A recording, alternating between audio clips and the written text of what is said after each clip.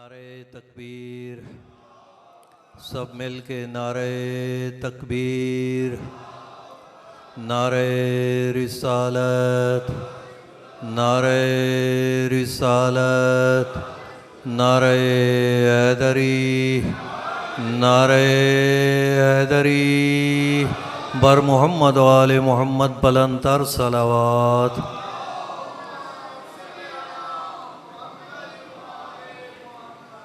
اعوذ باللہ من الشیطان الرجیم، بسم اللہ الرحمن الرحیم، الحمد للہ رب العالمین، بارئ الخلائق اجمعین، والصلاة والسلام علی سید الانبیاء والمرسلین، صلوات،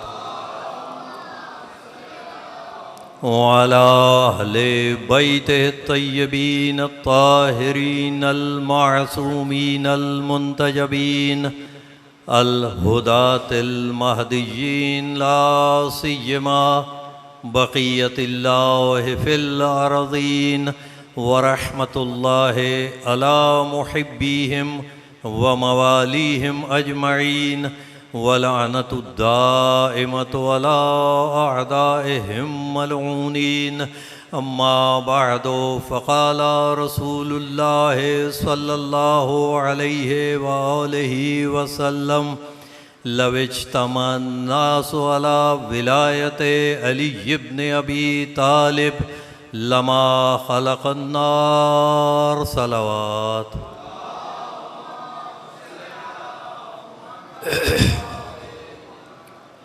پروردگار عالم کی بارگاہ میں یہ دعا ہے کہ بانیان مجلس سمیت حاضرین و غائبین، مومنین و مومنات کو خداوند عالم اپنی امان میں رکھے اور سب کے مرحومین کی مغفرت فرمائے، اور خصوصاً محمد و آل محمد علیہم الصلاۃ کی محبت اور عشق کے راستے پر خالق قائم و دائم فرمائے۔ میں نے آپ کے سامنے حدیث مبارکہ پڑھی ہے، اور ایسی حدیث کہ جس کا ایک ایک لفظ اگر سونے کے پانی سے لکھا جائے تو وہ اس قابل ہے۔ حضور فرماتے ہیں کہ لو اجتمع الناس، اگر لوگ اکٹھے ہو سکتے اور اکٹھے ہو جاتے ولایت علی ابن ابی طالب پر، اگر لوگ اکٹھے ہو سکتے اور ہو جاتے علی ابن ابی طالب کی ولایت پر، تو خداوند عالم جہنم کو کبھی بھی خلق نہ کرتا۔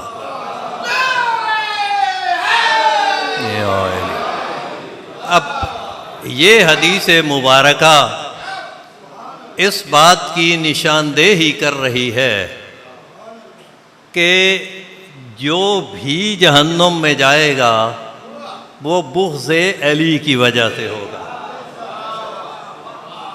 اور اس حدیث پر مزید گفتگو کرنے سے پہلے دین کا تعارف ضروری ہے، دین کی شناخت ضروری ہے۔ اگر دین سمجھ آ گیا تو یہ حدیث اور زیادہ آسانی سے سمجھ آ جائے گی۔ مکتب اہل بیت علیہم السلام میں، یعنی مذہب شیعہ میں، دین مجموعہ ہے چند کاموں کا۔ ایک حصہ اس مجموعے کا اصول دین، اور دوسرا حصہ فروع دین۔ اصول دین اور فروع دین مل کر دین بنتے ہیں۔ تو اب غور کرنے کی بات یہ ہے کہ حضور نے اس حدیث میں یہ فرمایا کہ اگر لوگ علی کی محبت و ولایت پہ اکٹھے ہو جائیں تو پھر خدا جہنم کو پیدا نہ کرتا. تو اب اصول دین اور فروع دین یہ مل کے بنتے ہیں دین کا مجموعہ. اصول دین کتنے ہیں مذہب اہل بیت میں؟ 5: توحید، عدل، نبوت، امامت اور قیامت.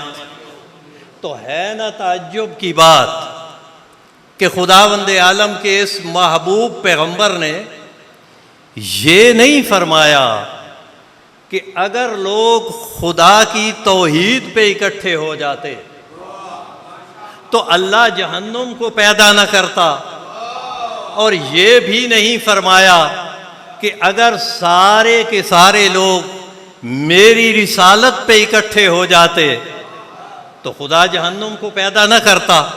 حتیٰ کہ قیامت کے بارے میں بھی نہیں فرمایا کہ اگر تمام لوگ قیامت پر یقین رکھ لیں اور قیامت پہ متفق ہو جائیں تو خداوند عالم جہنم کو پیدا نہ کرتا.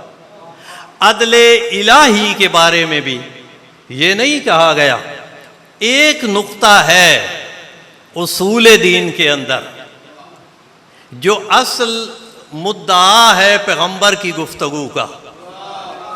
اب 5 اصول دین ذہن میں رکھنے ہیں آپ نے، اور فروع دین کتنے ہیں؟ 10: نماز، روزہ، حج، زکوٰۃ، خمس، جہاد، تولا، تبرع، امر بالمعروف اور نہی عن المنکر.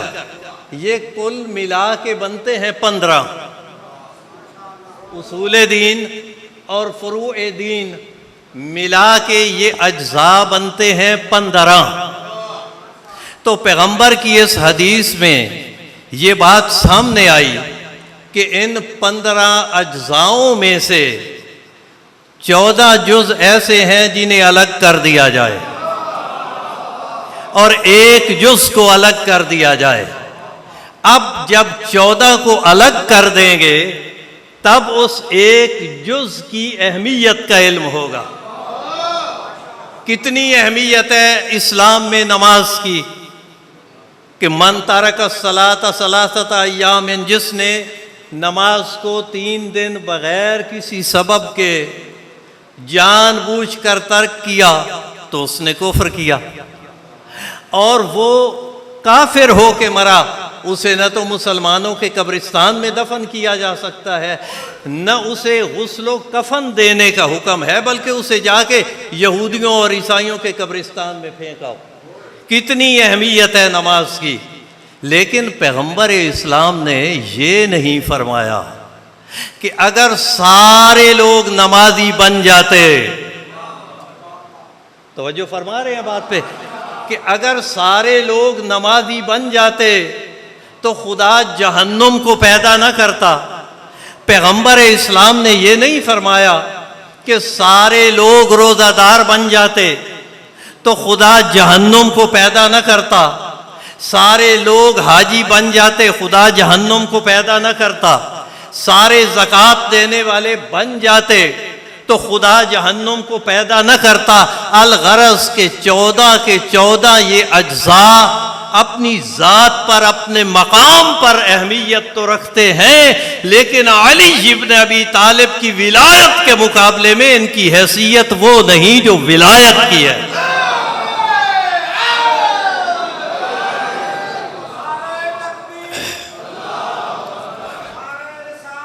یا رسول اللہ، یا علی، اللہم صلی علی محمد وعلی محمد. توجہ فرما رہے ہیں اب میری بات پہ. بھائی یہ 14 ہے اجزاء، ان کا ایک مجموعہ ہے 14 اجزاء کا. اس کو ہم کہتے ہیں تجسیم دین. یعنی اگر دین کو مجسم بنایا جائے تو اس کے اجزاء ہیں 14، اور یہ دین کا جو جسم ہے، تجسیم دین ہے، یہ مکمل ہوتی ہے تجسیم دین دین کا وجود مکمل ہوتا ہے ان 14 کے ساتھ نہیں، ولایت علی کے ساتھ، ولایت علی کے ساتھ۔ اچھا، جسم اور روح کی مثال سامنے رکھتے ہیں کہ یہ 14 اجزاء جو ہیں یہ جسم ہے، اور علی ابن ابی طالب کی ولایت روح ہے۔ اگرچہ یہ روح ایک جز کی حیثیت رکھتی ہے ظاہراً کہ اصول دین 5 ان میں امامت بھی ہے، ایک جز ہوا، لیکن یہ جز اتنا عظیم جز ہے کہ یہ جز اپنی ذات میں کل ہے، اپنی ذات میں یہ کل ہے۔ اچھا، اب جسم ہے، جسم کی مثال لے لیں کہ ایک بندے کی اگر آنکھ نہیں ہے تو اس کا جسم تو ہے نا، ناقص ہے مگر جسم ہے۔ اگر ہاتھ کٹا ہوا ہے، ناقص ہے جسم ہے۔ کان کٹا ہوا ہے، ناقص ہے جسم ہے۔ ٹانگ کٹی ہوئی ہے، ناقص ضرور ہے مگر جسم ہے۔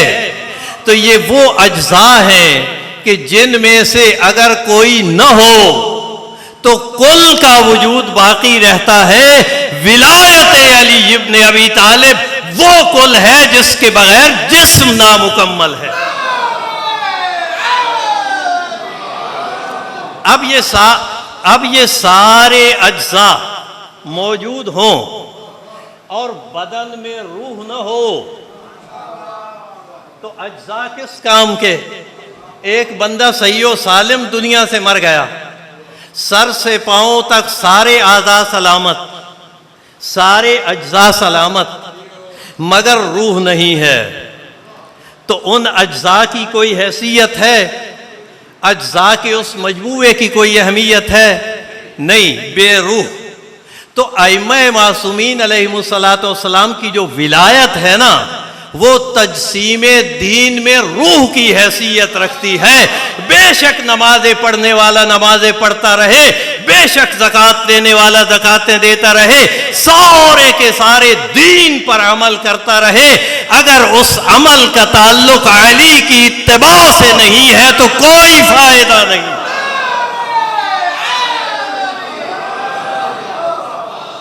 یہ حدیث یا رسول اللہ یا علی کے دیتا ہے۔ ایک شخص آتا ہے پیغمبر اسلام کی خدمت میں، آ کے کہتا ہے یا رسول اللہ انا اصلی و اصوم و حج و ازکی المال، یا رسول اللہ میں نماز پڑھتا ہوں، روزے رکھتا ہوں، زکوٰۃ دیتا ہوں، حج کرتا ہوں، عمل صالح کرتا ہوں، حل لی نجات یا رسول اللہ، کیا میرے لیے نجات کا سامان ہو جائے گا؟ تو پیغمبر اسلام فرماتے اگر خداوند عالم تمہیں 1000 سال کی زندگی دے جس میں تو فقط نمازیں پڑھتا رہے، پھر تمہیں 1000 سال کی زندگی ملے اس میں تو حج کرتا رہے، پھر تمہیں 1000 سال کی زندگی ملے اس میں تو روزے رکھتا رہے، پھر تمہیں 1000 سال کی زندگی ملے جس میں تو عمل صالح کرتا رہے، صفا و مروہ کے برابر سونا چاندی زکوٰۃ دیتا رہے، لیکن اگر یہ تیرا عمل علی ابن ابی طالب کے عمل کے مطابق نہیں ہے تو قابل قبول نہیں ہے۔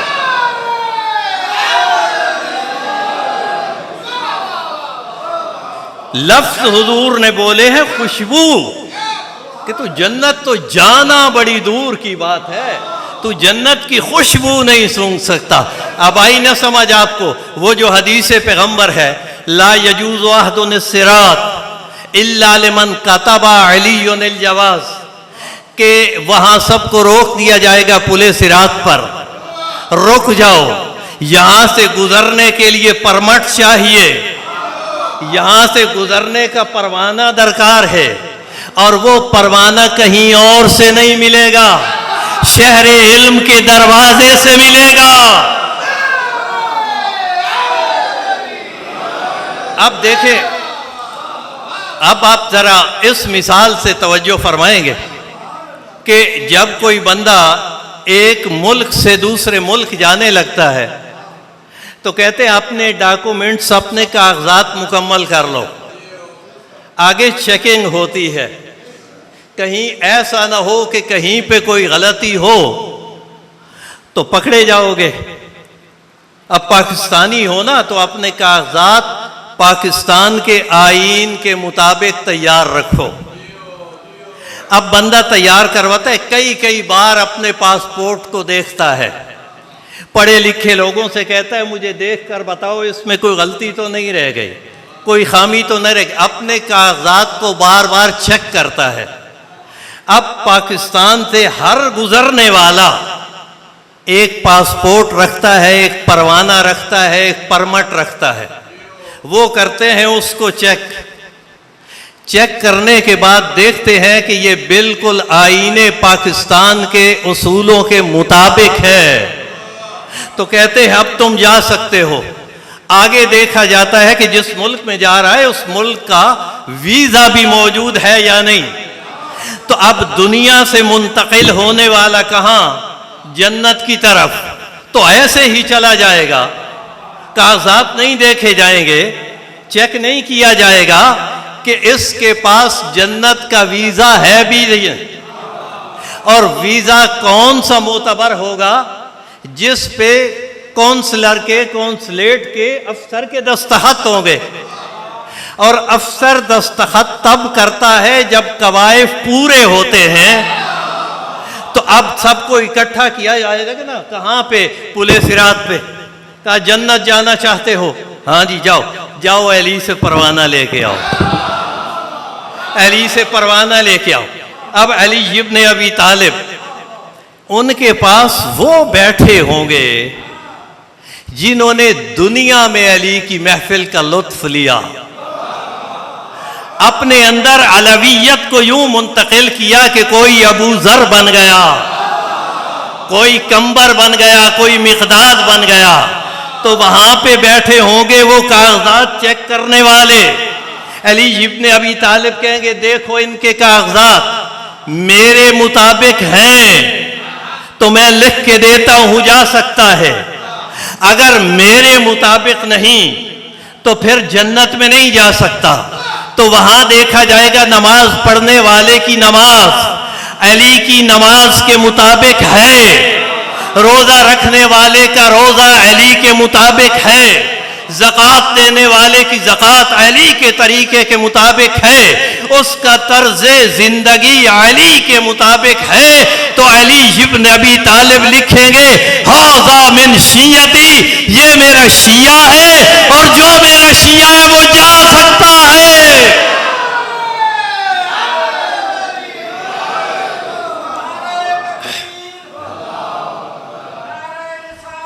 یا رسول اللہ،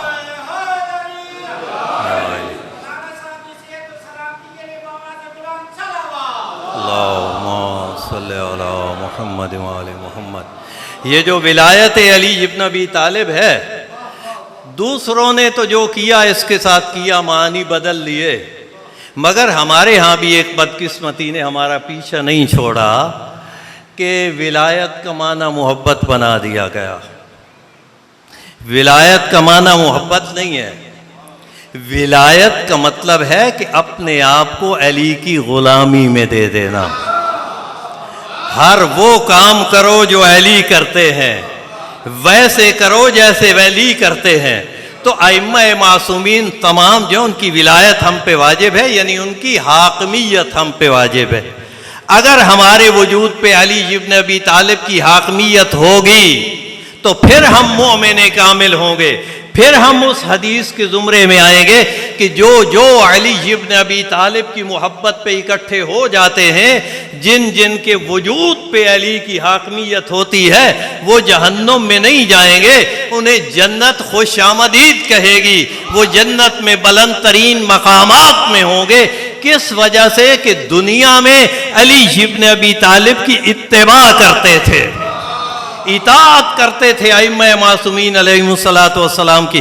ایسے واقعات تاریخ میں ملتے ہیں سامعین محترم کہ بے معرفت لوگ ہمیشہ دھوکہ کھا جاتے ہیں، اور جو صاحبان معرفت ہوتے ہیں وہ ہدایت پا جاتے ہیں۔ وہ بھی ہمیں تاریخ میں ملتے ہیں کہ جنہیں مولا یہ کہتے ہیں کہ چلے جاؤ، میں تمہیں اجازت دیتا ہوں چلے جاؤ، وہ کہتے ہیں آپ کے بغیر جینا کیسا جینا، اصل موت ہی یہی ہے کہ آپ کو چھوڑ دیا جائے، اور اصل زندگی یہ ہے کہ آپ کے ساتھ مرا جائے، وہ جاتے نہیں۔ اور کچھ وہ ہیں جنہیں تاریخ میں یاد رکھا گیا ہے کہ ائمہ ان سے کہتے ہیں آؤ، تو وہ آتے نہیں، کوئی بہانہ بناتے ہیں، جیسے ترماح بن ندی کا ایک واقعہ۔ اب یہ وہ ہے ترماح بن ندی، کوئی معمولی آدمی نہیں ہے، اس کے بھائی، اس کے بھتیجے مولا امیر المومنین کی حمایت میں شہید ہوئے۔ ابھی کچھ عرصہ پہلے حجر بن ادی، یہ اصل میں تو ادئی لفظ ہے لیکن بول چال میں ادی کہتے، اس کا وہ ایک میت برآمد ہوا، خیر و عافیت سے سب نے دیکھا، یہ اس کا بھائی ہے ترماح۔ مل گیا امام حسین علیہ السلام کو راستے میں، ملاقات ہو گئی، پوچھا مولا کہاں جا رہے ہیں؟ فرمایا کہ میں کربلا جا رہا ہوں۔ تو مولا میرے لیے کیا حکم ہے؟ اب دیکھیں معرفت چاہیے آل محمد کے در سے، معرفت لو، معرفت انسان کو باشعور بناتی ہے، معرفت ہی میثم تمار کو پھانسی کا حوصلہ دیتی ہے، یہ معرفت ہی عمار یاسر کو عمار یاسر بناتی ہے، یہ معرفت ہی مقداد اور کمبر بناتی ہے۔ اب معرفت نہیں تھی نا یہاں پہ، معرفت ہوتی تو یہ کہتا ہے مولا میری ماں بیمار ہے اور میں جاتا ہوں ماں کے پاس، اس کو کہیں ٹھکانے لگا کے کسی کے حوالے کر کے تو میں آؤں گا آپ کے پاس۔ مولا نے فرمایا بہت دیر ہو جائے گی، کہا میں آ جاؤں گا۔ اب مولا نے کہا اللہ حافظ۔ اب اسے یہاں کیا کہنا چاہیے تھا؟ معرفت ہوتی تو شاہ جی یہ کہتا کہ آپ کے نانا کی شریعت کا یہ حکم ہے کہ ایک طرف اگر جہاد ہو اور ایک طرف بوڑھی ماں کی خدمت ہو تو ماں کی خدمت کرنی چاہیے۔ اب جیسے آپ فرماتے ہیں مولا میں ویسے کرنے پہ تیار ہوں، تو یقیناً امام فرماتے کہ جاؤ تم اپنی ماں کی خدمت کرو، لیکن اس نے امام کے فرمان پر اپنی جو اس کی ذاتی سوچ تھی اس کو اہمیت دی۔ یہ چلا گیا، ماں کو کسی کے حوالے کیا، جب واپس کربلا آیا تو حسین ابن علی قتل ہو چکے تھے، شہید ہو چکے تھے، قافلہ کربلا سے چلا گیا تھا۔ اب یہ کف افسوس مل رہا ہے، ہاتھ مل رہا ہے کہ یہ میں نے کیا کر دیا، کاش کہ میں امام کا ساتھ دیتا۔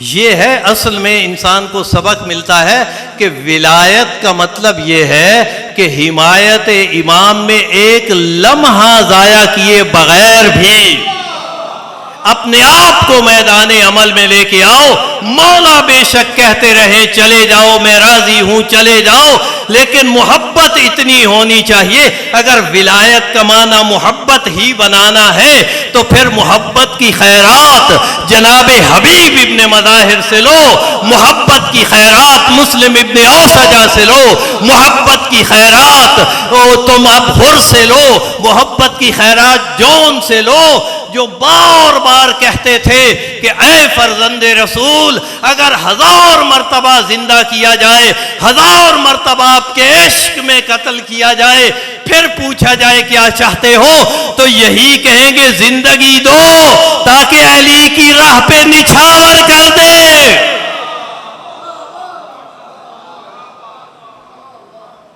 اچھا امام ہے نا ہمارے امیر المومنین، بس آخری بات، بہت لطف لے لیا آپ نے بھی اور میں نے بھی۔ امام ہے،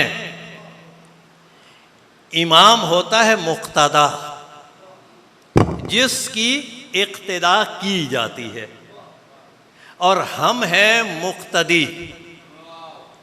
اب آپ نے غور کرنا ہے کہ ہم مقتدی ہیں یا نہیں۔ ہم ہیں مقتدی، کہتے ہیں ہم مقتدی ہیں، تو اب جماعت پڑھتے ہیں، نماز با جماعت پڑھتے ہیں نا، جو پڑھتے ہیں، کیا ہوتا ہے کہ محراب میں مولانا کھڑے ہوتے ہیں، کا آداب جانتے ہو؟ اپنے امام مسجد سے پہلے نہ تکبیر کہنی ہے، نہ رکوع میں جانا ہے، نہ سجدے میں جانا ہے۔ دیکھو امام کیسے رکوع کر رہا ہے، تم بھی ویسے کرو۔ دیکھو امام سجدہ کیسے کر رہا ہے، تم بھی سجدہ کرو۔ امام سے آگے بڑھنے کی کوشش نہ کرو، امام کے پیچھے چلو۔ تو اب اگر ہمارے امام ہیں کون؟ مولا علی علیہ السلام، تو مولا نماز پڑھتے تھے یا نہیں؟ مولا تمام احکام شریعت پہ عمل کرتے تھے۔ تو اگر ہم ہیں مقتدی تو پھر ہمیں عشق الہی تو اپنی جگہ، عشق علی میں بھی نماز پڑھنی چاہیے۔ ہمیں اس لیے بھی نماز سے پیار ہونا چاہیے کہ نماز میں ہمارے مولا شہید ہوئے۔ ہمیں تو اس لیے بھی سجدے سے عشق ہونا چاہیے کہ حسین ابن علی نے سجدے میں اپنا سر قلم کیا۔ ہم تو اس لیے روزہ رکھیں کہ ہمارے امام روزے کی حالت میں شہید ہوئے۔ ہم تو اس لیے حج کرنے جائیں کہ حج کا اجتماع ہمارے ائمہ کی حقانیت کی تصدیق کرتا ہے۔ تو مقتدی تو پھر وہ ہوتا ہے نا جو اقتداء کرنے والا ہو۔ تو امام کا منہ خدا کی طرف اور مقتدی کا منہ کسی اور طرف، تو پھر نکل گیا نا اقتداء سے۔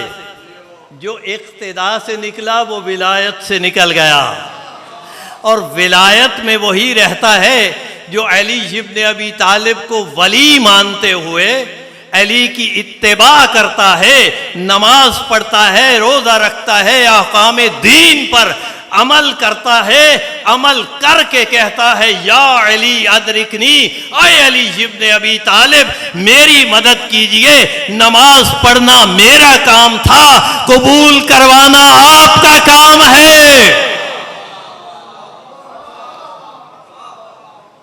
اگر لوگ جمع ہو جاتے ولایت علی پہ تو خدا جہنم کو پیدا نہ کرتا۔ اور یہ جو جہنم کہے گی حل میں مزید، یہ کن کے بارے میں کہے گی کہ اللہ اور بھیج؟ کن کے بارے میں کہے گی؟ روایات میں ملتا ہے کہ دشمنان اہل بیت۔ جہنم اپنی ایک خاص قوت رکھتی ہے جس سے وہ میدان محشر میں ڈھونڈے گی کہاں ہے علی کا دشمن، کہاں ہے علی سے بغض رکھنے والا۔ بار الہ تیری ذات کا شکر ہے کہ تو نے مجھے دہکتی ہوئی آگ بنایا ہے تاکہ میں تیرے حکم کے مطابق علی کے دشمنوں کو جلا کے تیری اتباع کروں۔ ہے نا؟ کمال ہوتا ہے انسان کہ اپنے کردار کو آل محمد کے کردار سے مطابقت رکھتا ہو۔ بھئی ایک بندہ آ گیا، مجھے بات یاد آ گئی، چھوٹی سی بات ہے۔ ایک بندہ آ گیا اور وہ گزر رہا تھا گلی سے، اور طہارت کی حالت میں نہیں تھا، گزر رہا تھا۔ وہاں امام علی رضا علیہ السلام رہتے تھے۔ اس کو خیال آیا کیوں نہ اپنے امام کو سلام کرتا جاؤں۔ اس نے دستک دی، اندر سے کنیز یا غلام برآمد ہوا۔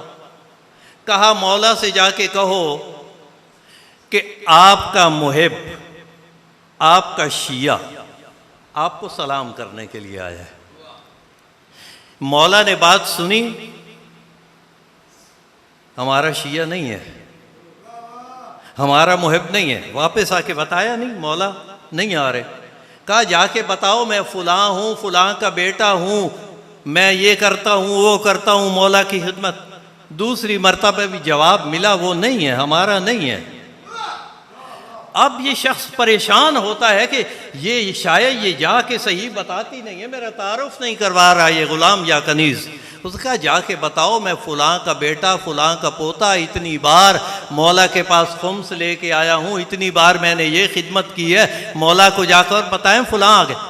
اب مولا دروازے پہ تشریف لائے، لیکن اتنا فاصلہ رکھا کہ یہ خوشبو امامت سے لطف نہ لے سکا۔ کہا مولا کیا گستاخی ہو گئی؟ فرمایا اس سے بڑی گستاخی اور کیا ہو سکتی ہے کہ بے طہارت ہو کے صاحبان طہارت کے پاس آیا ہے۔ ناگوار گزرے گی نا بات کہ بے طہارت ہو کے صاحبان طہارت کے پاس آ گیا۔ تو اب ظاہر دین پر عمل کرو گے نا تو علی کے قریب آؤ گے. جب تم علی کے قریب آ جاؤ گے نا تو علی تمہیں تنہا نہیں چھوڑیں گے.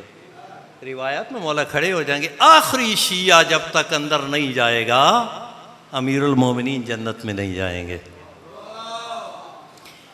وقت تھوڑا ہے, مولانا صاحب نے پڑھنا ہے, ان کے بعد بھی ایک صاحب تشریف فرما ہے, انشاءاللہ پھر کبھی موقع ملا تو کہ معرفت, ہمیشہ معرفت مانگا کریں. آل محمد کی معرفت, بارالہ محبت دی ہے نا تو آل محمد کی معرفت بھی عطا کر. حضور جب گئے نا طائف میں تبلیغ کے لیے تو اہل طائف نے اتنے پتھر مارے حضور کو کہ نبی زخمی, میں کہتا رہتا ہوں نبی نہیں نبوت زخمی ہوئی. طائف کی کوئی گلی ایسی نہیں تھی جس میں خون رسالت کے نشان نہ ہوں. جب نکلے حضور طائف سے, آتے ہیں جبریل, اللہ پوچھ رہا ہے میرے حبیب کہو تو اس بستی کو تباہ کر دوں. ارشاد فرمایا, بلکہ عرض کی بارگاہ توحید میں کہ جبریل خدا سے جا کے کہو کہ اگر عشق محمد میں, محبت کی محبت میں کچھ کرنا بھی چاہتے ہو انہیں محمد کی معرفت دے دو, انہیں محمد کی پہچان کروا دو. اگر انہیں میری معرفت نہ ہوتی تو یہ سب کچھ کرے, اگر معرفت ہوتی تو ایسا نہ کرتے. تو یہ بے معرفت تھے نا جو کربلا والے, جو وہاں ظالم اکٹھے تھے اور اہل بیت پہ ظلم کرتے رہے, بے معرفت تھے نا. اگر معرفت ہوتی, میں کہتا رہتا ہوں, رونے کے لیے چند جملے ہی ہوتے ہیں کہ اگر معرفت ہوتی تو رسول کی بیٹی کو دربار میں جا کے اپنا حق نہ مانگنا پڑتا. اگر معرفت ہوتی نا تو یہ نہ کہتے علی بطول سے کہو رونے کا وقت بنائے. جب کہا نا مولا امیر المومنین نے, اے رسول کی بیٹی تیرے بابا کے امتی کہتے ہیں بطول سے کہو رونے کا وقت بنائے, تو کہا یا علی مجھے دکھ تو ہر وقت کا دیا ہے, اور کہتے ہیں بطول کسی وقت روئے غصبوا حقی فصبرت. یا علی مجھے لوٹ لیا انہوں نے, میں نے صبر کیا. اسکتوا جنینی فصبرت. یا علی میرا پہلو زخمی کر دیا لیکن میں نے صبر کیا. میرا محسن شہید کیا, میں نے صبر کیا. اب یہ ظالم مجھے رونے بھی نہیں دیتے. یہ وہ لوگ تھے جنہوں نے نہ یہاں رونے دیا نہ وہاں رونے دیا. پس منظر کتنے ملتے جلتے ہیں عزادارو. مدینے کے اندر بچوں کے سامنے ماں کو مارا گیا اور کربلا میں ماؤں کے سامنے بچوں کو مارا گیا. ایک بچی تو ایسی بھی ہے نا کربلا میں عزادارو, جس کے بارے میں باقاعدہ مشورہ ہوا. جب ڈھل گئی نا عاشور کی عصر, قتل الحسین کی صدا بلند ہو گئی, حسین کا سر نیزے پہ چڑھ گیا. یزیدیوں نے ایک میٹنگ کی عزادارو, کہا کہ ظلم کر کر کے تھک گئے ہیں, اب ذرا غور کرو, کوئی ایسا کام کیوں نہ کریں کہ ظلم کرنے والا بھی ایک ہو, ظلم بھی ایک ہو, اور جس پہ ظلم کیا جائے نا وہ بھی ایک ہو. عزادارو شمر اپنی جگہ سے اٹھا, کہا میں بتاتا ہوں, تم جانتے ہو نا سکینہ بھی اس قافلے میں ہے, یہ حسین کو بہت پیاری ہے. جب سکینہ کو کوئی تکلیف آتی ہے نا حسین تڑپ جاتے تھے, حسین تڑپتے تھے تو سارا قافلہ تڑپ جاتا تھا. اب میں بتاتا ہوں, بس ایک کام کرو, ایک بندہ مقرر کر دو جو کربلا سے قافلہ چلے نا سکینہ کو تماچے مارتا جائے. کہا پھر یہ کام کون کرے گا؟ شمر نے کہا یہ میں کروں گا. عزاداروں پس یہ قافلہ چلا, سکینہ کی یتیمی کا قافلہ چلا، ادھر تماچوں کی برسات ہوئی۔